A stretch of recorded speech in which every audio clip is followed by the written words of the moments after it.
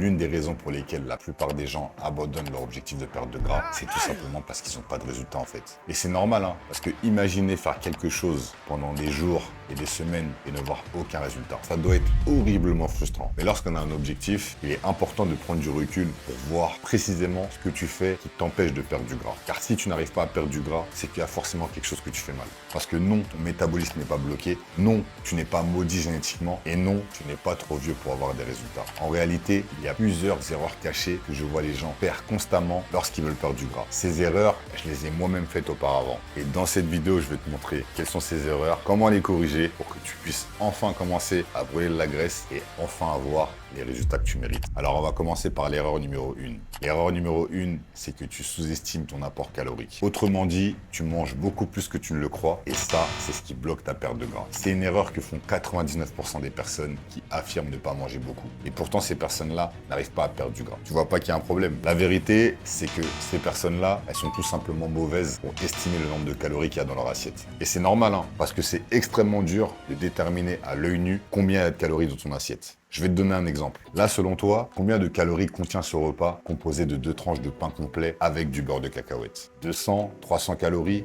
400? Eh bien, figure-toi que ce plat fait environ 560 calories. Et je suis sûr que tu n'avais pas trouvé. Passons maintenant au deuxième exemple. Tu vois ces 2 bols de riz? Eh bien, est-ce que tu serais capable de voir que le bol de gauche contient 100 calories de plus que le bol de droite? Avec tout le respect que j'ai pour toi, je ne pense pas. Allez, on s'en fait un petit dernier. Prenons ces 2 assiettes de pâtes. À l'œil nu, honnêtement, elles ont l'air identiques. Mais en vérité, l'assiette de gauche fait 250 calories de plus que l'assiette de droite. Tout simplement parce qu'il y a plus de pâtes et un peu plus de fromage. Comme quoi, avec certains aliments, ça peut monter très vite. Et c'est justement sur ce type de détails qu'il faut que tu te concentres. Parce que c'est ça qui t'empêche d'être en déficit calorique et de perdre du gras. Pour éviter ça, tu dois commencer à peser ton alimentation pour de vrai. Je te recommande de tout peser. Oui, peser ces aliments, c'est chiant, c'est relou. Mais si tu veux vraiment atteindre ton objectif, t'as pas le choix. C'est comme ça que ça marche. Alors tu dois commencer à investir dans une bonne balance. Si tu veux, j'ai mis le lien de la balance que j'utilise personnellement pour peser mes aliments. Elle est pratique parce qu'elle est rechargeable. Les balances à pile, c'est relou. Tu vas devoir changer de pile toutes les 2 semaines. Ça va te ralentir dans ton objectif. C'est pour ça que je te recommande de prendre la mienne.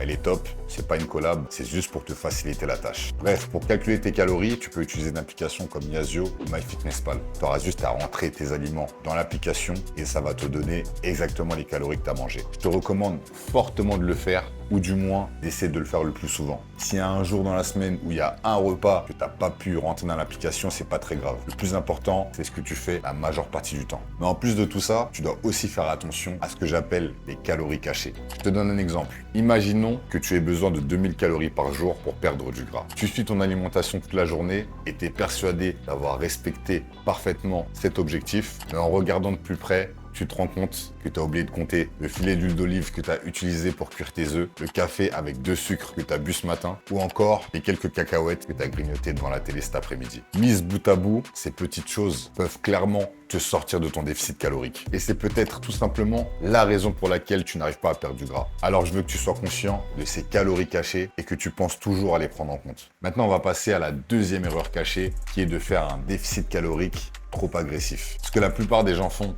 lorsqu'ils veulent rapidement perdre du gras, c'est qu'ils vont s'arrêter complètement de manger. Le problème avec cette méthode, c'est que oui, au début, tu vas perdre rapidement du poids, mais ça va très vite s'arrêter. Car ton corps, lui, il est extrêmement bien fait. Et je vais t'expliquer pourquoi. En fait, lorsque ton corps détecte un gros manque d'énergie, c'est-à-dire un déficit calorique trop agressif, ce qu'il va faire, c'est qu'il va se mettre à économiser de l'énergie. Ce qui veut dire que tu vas brûler moins de calories au repos et à l'entraînement. Donc pour faire un déficit calorique, ça va être encore plus dur. Et niveau hormonal, n'en parlons pas. Ton corps devient une machine à stocker du gras. Lorsque tu fais un déficit calorique trop extrême, ça peut faire diminuer ton taux de leptine et augmenter ton taux de cortisol. La leptine, c'est une hormone qui régule la faim et le métabolisme. Et lorsqu'elle est perturbée, ton corps, il n'aime pas du tout ça. Ce qui va se passer, c'est que ta faim va augmenter. Donc, tu auras de plus en plus envie d'aliments très caloriques. La satiété va diminuer. Ça veut dire qu'il te faudra de plus en plus d'aliments pour te sentir rassasié. Et ton métabolisme va ralentir. Ça veut dire que tu brûleras moins de calories au repos et à l'entraînement. C'est exactement pour ça que tu stagnes. Mais c'est pas fini. Maintenant, on va parler du cortisol.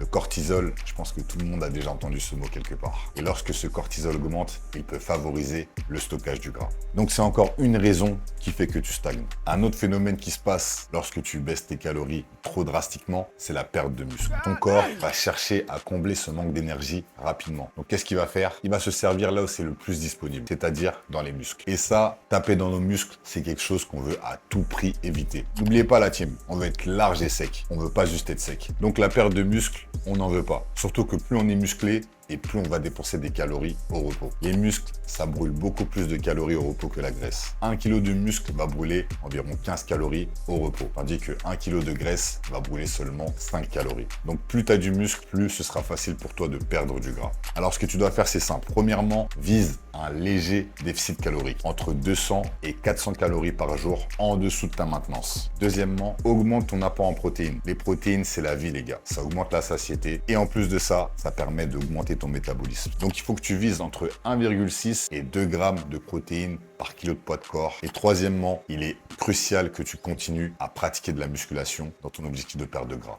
Bref, tout ceci me permet d'enchaîner sur la troisième erreur, qui est de penser que le cardio est plus efficace que la musculation lorsqu'on veut perdre du gras. Beaucoup de personnes passent leur journée sur des tapis de course et mettent la musculation au second plan. Et je comprends totalement pourquoi. Lorsque tu vas faire 1 heure de tapis, ta montre va t'afficher 500 à 600 calories de brûlées. Tu vas te dire que c'est bénef, mais le problème, c'est hyper efficace pour augmenter ta dépense calorique. Mais si ton objectif, c'est de perdre du gras tout en obtenant un physique large et sec, la musculation doit être ta priorité. Tout simplement parce que lorsque tu fais un déficit calorique, ton corps, il fait pas la différence entre le gras et le muscle. Alors que si tu fais de la musculation, tu vas maintenir ta masse musculaire. La musculation envoie un signal à ton corps pour lui dire: ce muscle, il est utile, il faut que tu le gardes. Ton corps, c'est une machine à s'adapter et à économiser de l'énergie. Si tu arrêtes de faire de la musculation, ton corps va penser que toute ta masse musculaire lui est inutile. Donc ce qu'il va faire, c'est qu'il va s'en débarrasser dès la première occasion venue. Donc tu dois continuer de stimuler tes muscles même lorsque tu essaies de perdre du gras. Et pour illustrer mes propos, une méta-analyse publiée en 2022, les chercheurs ont comparé les effets du cardio et de la musculation ainsi que leur combinaison sur la composition corporelle. Et devinez quoi? Les meilleurs résultats sur la composition corporelle ont été obtenus avec le combo musculation plus déficit calorique. Autrement dit, le cardio permet de dépenser plus de calories. Mais la musculation, elle va dire à ton corps: le muscle, garde-le, j'en ai besoin. C'est le gras que tu vas utiliser comme énergie pour perdre du poids. Et c'est tout ce qu'on souhaite les amis. Comme je vous l'ai dit, on veut devenir large et sec. C'est inutile de faire une sèche si à la fin, tu as zéro muscle. Sur ce, on passe à la dernière erreur qui est d'abandonner son programme de musculation beaucoup trop tôt. Beaucoup de personnes commencent un programme de sèche ultra motivé. Les premiers jours, ces personnes vont faire aucun écart, elles vont respecter parfaitement leur déficit calorique, elles vont faire leur musculation, leur cardio et au bout de 1 semaine même pas, elles vont monter sur la balance. Et là, elles se rendent compte que leur poids n'a pas bougé. C'est là qu'elles commencent à paniquer. Elles se disent: mon programme il marche pas, il faut que je baisse mes calories, il faut que je fasse plus de cardio. Alors qu'en réalité, le problème c'est pas le programme. Le problème c'est leur impulsivité et leur manque de patience. Elles vont prendre des décisions sur des données même pas fiables. Pour moi, la balance c'est le pire indicateur lorsqu'on veut perdre du gras. Parce que ton poids, il peut varier d'un jour à l'autre à cause du glycogène, à cause du sel, à cause du stress, à cause d'une mauvaise nuit de sommeil, à cause de ta digestion. Ton poids, il peut fluctuer même en fonction de la séance que tu as fait la veille. Donc pour moi, le poids, c'est le pire indicateur. Mais si tu veux à tout prix surveiller ton poids, ce que je te conseille de faire, plutôt que de comparer ton poids sur des matins aléatoires comme ça, je te conseille de suivre ta moyenne de poids hebdomadaire. Pèse-toi à jeun de plus de 10 heures tous les matins, juste après être allé aux toilettes. Ensuite, tu vas noter ton poids chaque jour. Et tu verras que tous les jours, ton poids, ça va être les montagnes russes. Un coup, ce sera en bas, un coup, ce sera en haut. Tu vas rien comprendre. Mais t'affole pas. Calcule pas, c'est normal. Comme je te l'ai dit, ton poids fluctue énormément. Mais bon, bref, à la fin de la semaine, tu vas calculer la moyenne de tes 7 pesées. Et ensuite, tu vas comparer cette moyenne avec celle de la semaine précédente. Cette méthode est déjà beaucoup plus représentative de ce qui se passe réellement avec ton poids. Et si après 3 ou 4 semaines, tu constates que cette moyenne ne bouge pas, là, tu pourras modifier quelque chose dans ton programme. Tu pourras soit ajuster ton programme alimentaire ou soit rajouter un peu plus de cardio ou un peu plus de steps. Un programme, ça doit se garder pendant plusieurs semaines. Parce que si tu changes de programme toutes les 1 semaine, comment tu vas savoir si ce que tu fais est bénéfique? Tu pourras pas. Alors arrête de changer de programme toutes les 2 semaines et change-le uniquement lorsque tu as la preuve qu'il ne fonctionne pas ou plus. Au final, je reconnais qu'un objectif de perte de gras, c'est très difficile.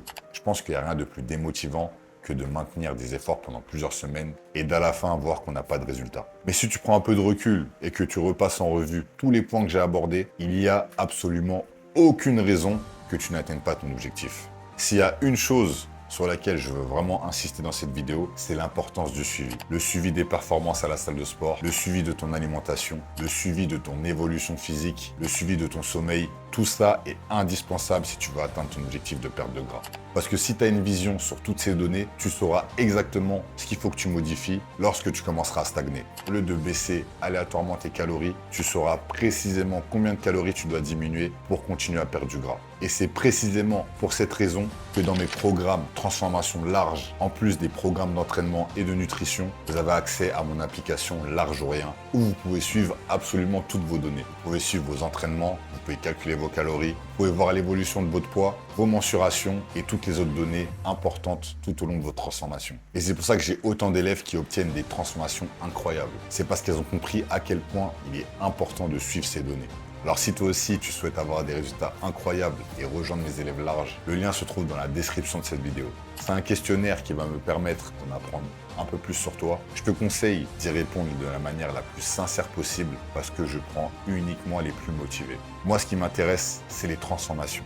Les gens qui viennent, qui prennent des programmes et qui prennent même pas la peine de faire le programme que je leur ai fait, ça ne m'intéresse pas. Je préfère travailler avec les gens qui sont vraiment motivés. Alors réponds sincèrement à ce questionnaire et peut-être que tu seras recontacté par mail, alors reste branché. Merci à toi d'avoir regardé cette vidéo. Si elle t'a plu, n'hésite pas à liker et à commenter et abonne-toi pour plus de conseils larges.